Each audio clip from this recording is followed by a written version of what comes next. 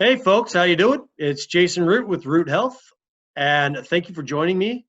Today we are going to go over the process of adaptation and what to expect for somebody going into a program using the foundational conditioning method for weight loss. What you can expect through the process.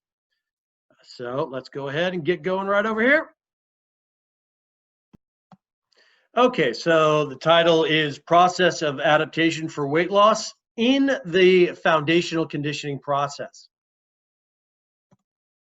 So a review of foundational conditioning. In foundational conditioning, we have three different domains or categories of what we're trying to accomplish with the human body. Number one is health. That's over here in the purple, and health just means absence of disease, absence of chronic conditions, stuff like that. The FC, it means functional capacity. That's there in the green. And functional capacity means your ability to perform the activities of daily living, whether that's work or occupational, lifting boxes, running for the train, playing with the kids, throwing the ball for the dog, all that kind of stuff. And then AP means athletic performance, and that's our last little circle here. And that's where you actually start to use your body for competition. Whether that's whether that's in any athletic event, team sports, individual sports like triathlons or marathons or something like that. But in all of these categories, we can have body composition, maybe something that we're addressing. Usually we're addressing it, in terms of health and functional capacity. So what we're going to see is we're going to see a curve here. If our results are represented by a curve, it's going to be what we call a logistic growth curve. Don't worry, we're just using that for representation. You don't need to remember this or anything like that. So we don't want anybody to be intimidated by, if you haven't taken algebra in a while.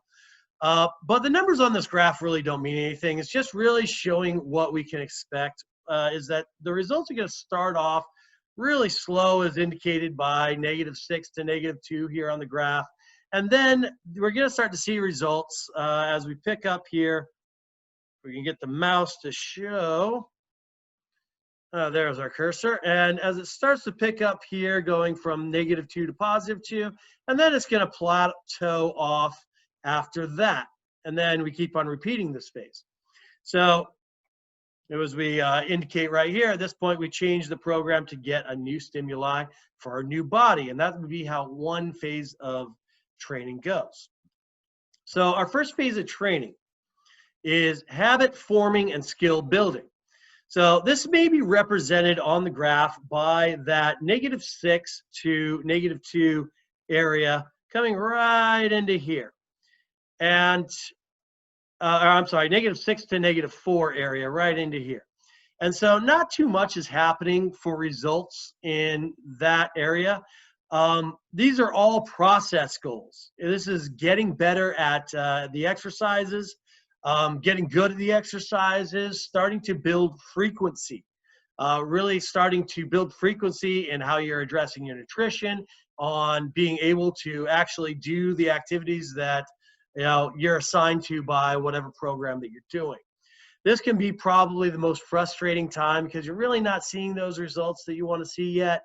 You just, you're working, but you're not really seeing a whole lot yet.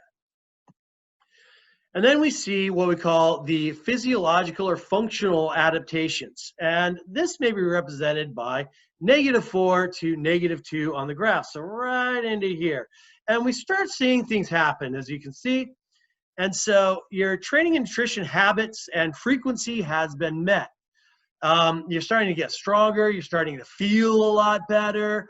You're starting to see your body being able to do more things. It's very exciting. And we're starting to be able to build intensity and volumes in relationship to our workouts. We're starting to see outcomes, but those outcomes are more in physiology, which means the way that our body is able to function and perform things. And you're starting to have some fun, but you're not quite seeing those results that you're trying to see with the body weight and the body composition yet. Now's what we have is this next stage is where we have what we call realization of results. And this may be represented by -2 to the +2 on the graph. If I can again get my cursor here. So -2 to +2, we really see things starting to happen. We really see those results that you're looking for starting to come about. You're starting to see changes, starting to, see your clothes fit better, starting to see your body look better, starting to see the numbers on the scale changes, change, all that kind of stuff.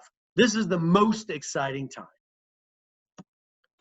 Then we have what we could call the plateau stage.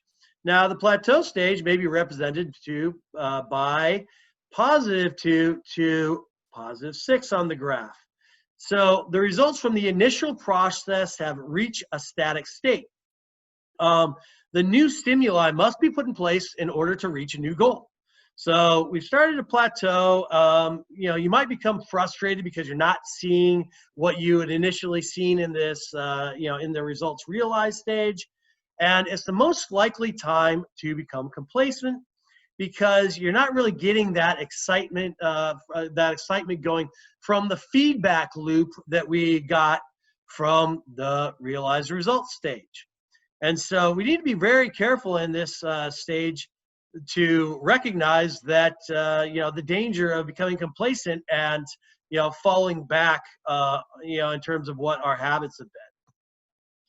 So our long-term expectations would be that we go through that sort of a loop, and that might be represented by one of these little staircases, one of these stairs, and over time we're going to keep on building up, going from one to the next stage. So each stage is represented by one step.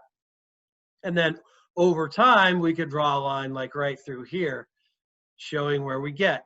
And we keep on repeating this process until A, we're satisfied, B, we reach a practical end range of results for our resources. It's like we don't have enough time or energy or money or whatever, or discipline or whatever it is to work out any harder or something like that. And usually that sort of coincides with our satisfaction and where our results have gotten us to for a long-term, for where our body needs to be long-term, whether that be for long-term health or, functional capacity or for our athletic performance.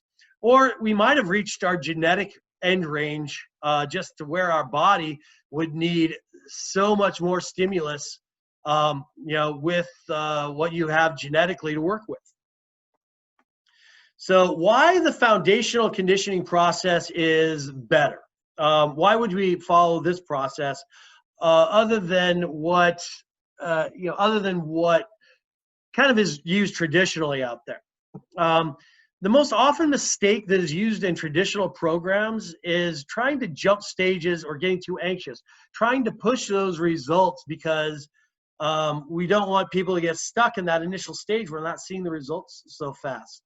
So what happens is you skip the building of physiological qualities that allow us to maintain long-term results by using other means. That might be crash diets, it might be drugs, it might be intense exercise programs that fail to really build physiologically on what our body can actually sustain over time. And what we see is this big loop. So instead of seeing the staircase model, what we'll see is this huge takeoff where we go, we've depleted our calories right away. We're starting to work out really hard, but then we see overtraining, our body gets hurt or something happens, and we just can't sustain those, what it took to get those results to happen so fast. Trying to get this, there we go. Trying to get this mouse to show. And then what happens is our results just go right back down to here. And long-term, what happens in the traditional process is we get these kind of, we take off and we get that, and then we crash, and then we might even go lower than we were at the very beginning. and we have to rebound and we have to get back up. And so we see that those results come over and over a long period of time. As you can see, we really are working very hard to get the same results. So over a long period of time, we end up with a curve that looks like this, what we call sine wave here. And you never actually gain anything in terms of results. And what we feel is more frustration than anything. And so that's why we need to have patience with the foundational conditioning process in order to really realize long-term results. And so anyways, that is the end of our presentation for today. Thank you, folks. And I want, if you want to get a hold of me, just go ahead and give me a shout at the number below. At the number below, or you can send an email to me at the email address below, and we'll get you set up for a consultation or phone call or whatever you need. And I look forward to speaking with you. Best of luck. See ya.